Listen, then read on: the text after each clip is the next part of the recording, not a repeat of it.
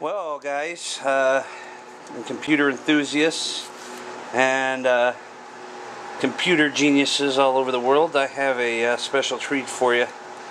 Going back to the old days. Here I have my Packard Bell Legend 408 CD. This thing is old. It's got a Pentium 75 MHz processor. This was added later. This is a 24X CD-ROM. Woo! And standard floppy drive. This computer is from Best Buy. I remember, actually, this was a neighbor's of mine, the old Packard Bell 408 CD. Then he ended up getting rid of it, and I told him I'd take it. He asked me if I wanted it. And I did have the original monitor to it, but then it decided to go out, and I decided to get rid of it. So I don't have the original monitor for it, but this is the Packard Bell 408 CD, and let's go ahead and open this baby up and see what we got under the hood. I'll show you guys the back of it too. Here's where the power supply is. It's got all the plastic covering. It was the thing of the day back in the day, you know, with being all plastic and cool looking and smooth. It's got proprietary expansion ports right here, and of course your serial port, your parallel port, your PS2, and your monitor. Of course, I added this Ethernet card when my neighbor still had it, because our original plan was to run an Ethernet cable all the way from my house to his house so that we could have like a little network, and we never did that. But it was a shame that we never did, because that would have been a fun project, but we never did. And this computer, I mean, it still runs to this day. I had it online. Probably about 3 years now. 07, 4 years. I had it online. I was running a little bulletin board for me and my friends, and yeah, it ran pretty good. It's I ended up putting I think the farthest version I could put on there was of Redhat was 6.0, but we'll boot it up here in a second. But I'll definitely get these screws off, and we'll take a look inside. Cover off the Packard Bell Legend 408 CD, and as you can see, it's you know, that's your standard IDE CD-ROM, standard floppy drive, and there's a Seagate 2520. Now this was so you had to run the Seagate, or Quantum had one. They're all made by the same company, but they had their names on it, like Seagate, Quantum, the drive manager software, to get it to work with this BIOS. So this drive, it's either a 2.1 or a 3.1, cost $270 back in 1997. So it was like, wow. Now you can get drives. You can get like 2 or 3 terabyte drives now for like $60. And as you can see here, and I'm trying to get in here for you guys to see pretty well here, but it's maxed out on memory, and I had an IBM PS2 95, which I gave to a friend of mine, and I got some RAM out of that, which I wanted to fill the slots in this thing. I don't even know how much is in here right now. I think it's 64 megs, but I don't want to say for sure until we boot it up. And then, yes, you can see AMD on here. This is an authentic processor cooler, but it fits so well on the Pentium 75, and yes, it is probably a little bit overkill for the cooling capabilities of this, but this is the original motherboard. It's an AT motherboard, as you can see, and essentially here's the Ethernet. This is a Linksys. This was actually part of the set that I bought from Best Buy in 1996. They had something called Network in a Box, and it was made by Linksys. It came with a 5-port hub and 2 Ethernet network cards. They were 10 base T. and it was just a little hub that came with it, and it gave you 2 network cards. So this is actually original from 1996. As you can see, probably well, it's a little bit upside down, but you can see it says L&E PCI 2 network in a box network cards, and this is when people didn't really know what networking was about. They only knew about modems and dialing up to the internet. And so yeah, this card is 15 years old. This computer is 16 years old. I cannot believe it. I cannot believe how much time has passed. But it's still a pretty decent computer. I believe I put a Pentium 90 in here. I don't think this is the original chip. I think it's a Pentium 90. This motherboard allowed me to put up to a 90 in it, but then again, it's been so long since I worked on this. It's just been kind of sitting on my shelf and in my work area here, and so we'll boot it up. It's actually got an auxiliary fan here too, which Packard Bells were known, like in 1995, to be a pretty solid computer. I mean, they were what they were. They were your big box smart computers, and they're built, sure enough, a hell of a lot solider than a lot of computers are today. This was the kind of computer you wouldn't throw out because it was like a tank. But anyways, well, let me go ahead and hook this up and fire it up and see what we get. I apologize, guys, that my workbench is such a mess right now. I'm in the midst of cleaning it and getting it all organized and getting rid of a lot of stuff that I've accumulated over the years. But here I go. I'm going to go ahead and boot this thing right up right now. And it's got the old clicky button style. There we go. Lights work on the front. Got the overkill, and see what we got here. I'm going to go ahead and pause. So actually we've got, you can hear the hard drive.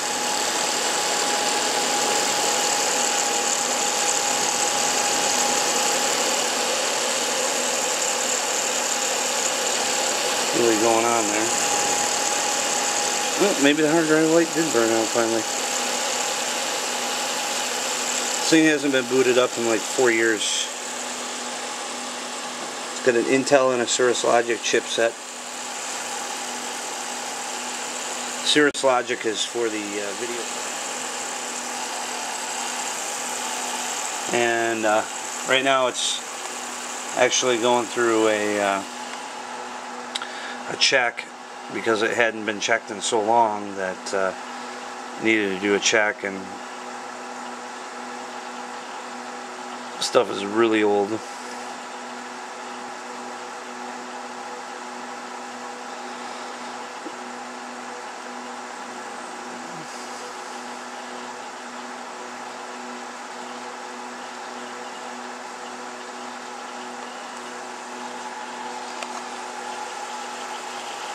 I remember when these, before the Pentiums came out, when you had the 486 and 386 and 286 in the back, you had a turbo button on the front.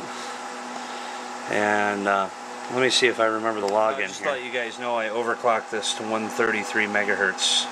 I didn't even notice that when Alright, I went ahead and changed the password because I forgot it. And now I'm just going to reboot this. One thing I like about these old computers, you can really hear the hard drives. The new ones, you really can't hear the hard drives working. And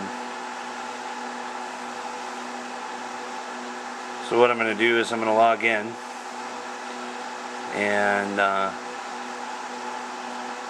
then we'll see. I don't even know if I've and see it's starting the BBS. I'm actually running a BBS on it. And I'm going to go ahead and log in and get us in and see if we can start X Windows. I don't know if I installed X Windows on here, but go ahead and check it. Logged in, and now I'm going to do a Start X and see if it'll start Windows. Yeah, it looks like it's installed. See what it does. Oh, this is old school. And I know it's on a crappy tube monitor, so you're getting all the lines through it I could see. But essentially, this is what Linux used to look like before GNOME and KDE. It's got your Xterm. I actually ran AIM Messenger on here at one time. They had a version for Linux, and it was actually pretty cool. Gives you your networking. Got your new shell, which is, this is actually considered the shell, your terminal. And then we'll go through the programs here. We got programs, administration, about myself, change password, control panel, disk management, help tools, kernel configuration, Linux configuration, load monitor, network configuration, printer tools, text mode tools, time tool, top. Then your graphics, viewers, you can view kinda, I believe those were like JPEG viewers and things like that, but Minicom, NCFTP, Netscape communicator. Wow. Telnet, Usernet. These were all the old school tools of the day. And you had Elm, which is a mail client. And all these are mail clients. Pine, Xmailbox, miscellaneous, local, LCal, which is your calendar. Info. Links is a text-based web browser, and I'll show you guys that in a second. You got shells, you got color, Xterm. This is another terminal. I'm not too familiar with that one. It's been a while. I run Linux every day. I've got a Fedora 13 machine running upstairs. It's just, this is so old school compared to what we run now. But let me do some of the networking configurations here, and I'll be right back with you. My PCI card went bad. Keeps delaying the ETH0 interface initialization period. So what I'm going to do is I'm going to swap it out with this old 3Com card. This is surely to be 10 base T. I don't think this is, yeah, it's just a 10 base T card.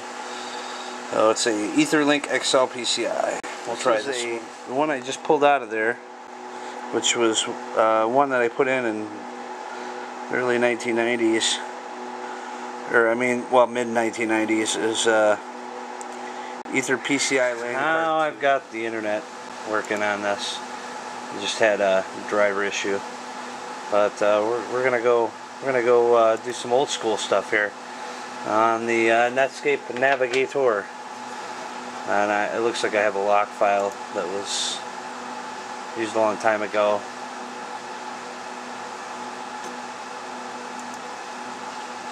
It says thank you for installing Redhat. Sorry about the bar, guys. Product support. This is when Redhat was still free. You could also buy it at Best Buy. I bought 6.0. Wouldn't even install on this. Let's go to HTTP.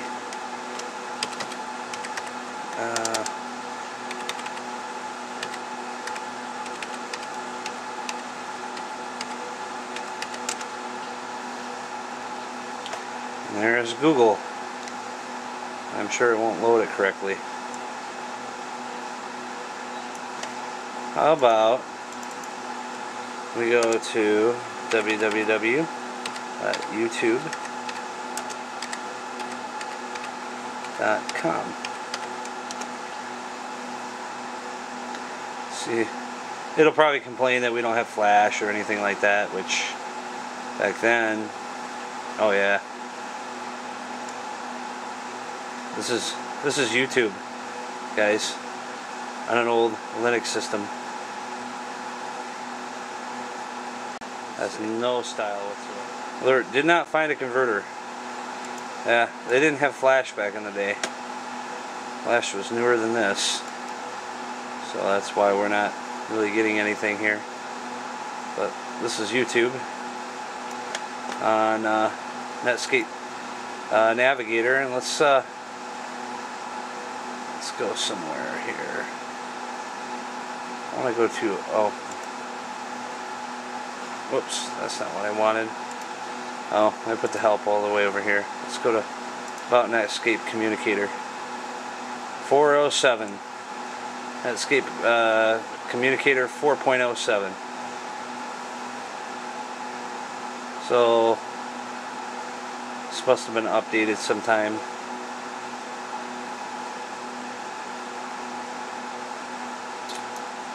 Wow. Look at that. It's kind of neat to bring back vintage technology, and you can actually put it on the web. It's just amazing. If I click the Netscape little thing up here, when I was younger, I was, you know, getting into the internet and stuff, I used Netscape Navigator a lot, and this thing used to just really get me geeked. This little Netscape Navigator with little flying things and the moon. But back then, you know, an Ethernet network, man, that was exciting in itself. So let's go out of here. Let's go over to. I want to show you guys.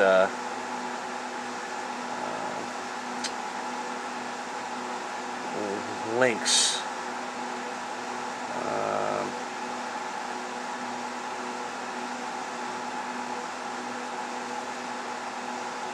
It was in here. Miscellaneous. There we go.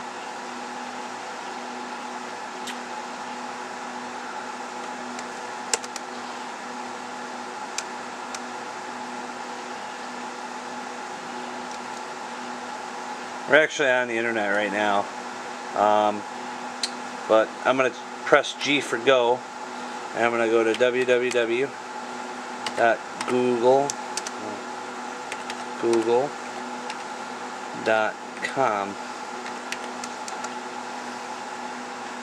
and we're going to hit all for always. And there it is. That is Links, and this is probably a really old version. And there's Google. And then you just type in your search string right here.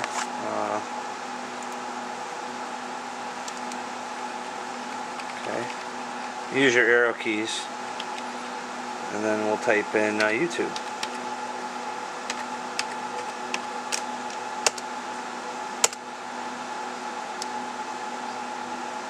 And there it is, YouTube. Search results. Broadcast yourself. And that's basically in the text version of a Google search. I think they're... But here's a calendar. And right now, well, it's in the AM, but the date is correct. Exit the time machine. This is the RHS Linux print system manager. I actually had a printer hooked up to it. It looks like at one time. And delete that now because it doesn't exist anymore. But this is way before cups. Redhat, it's a Redhat printing system. This is where you can do your network configuration, modem configuration, kernel daemon configuration, help system. This is system configuration and package management. Yes, they did. They had package management back in the day, as they do now. And these were all RPMs even back in the day. It's a little bit different.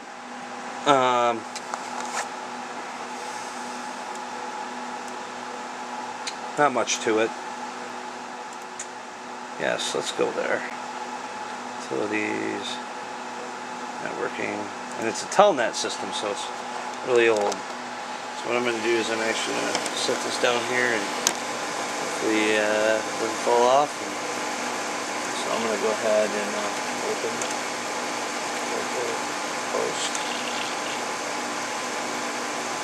There we go. And now, and I honestly don't remember what version of the bulletin board it's running, and I don't even remember my password. So we'll go ANSI graphics.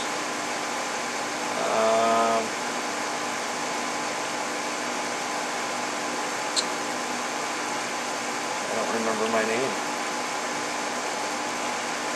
I'll just type in new.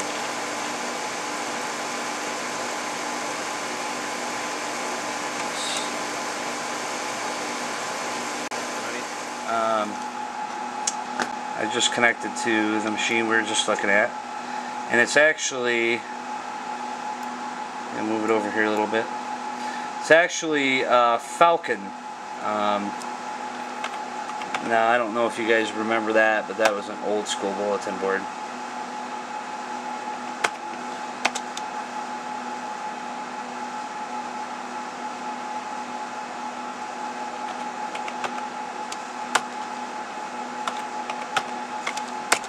Hope you guys enjoyed this, and I'm going to go ahead and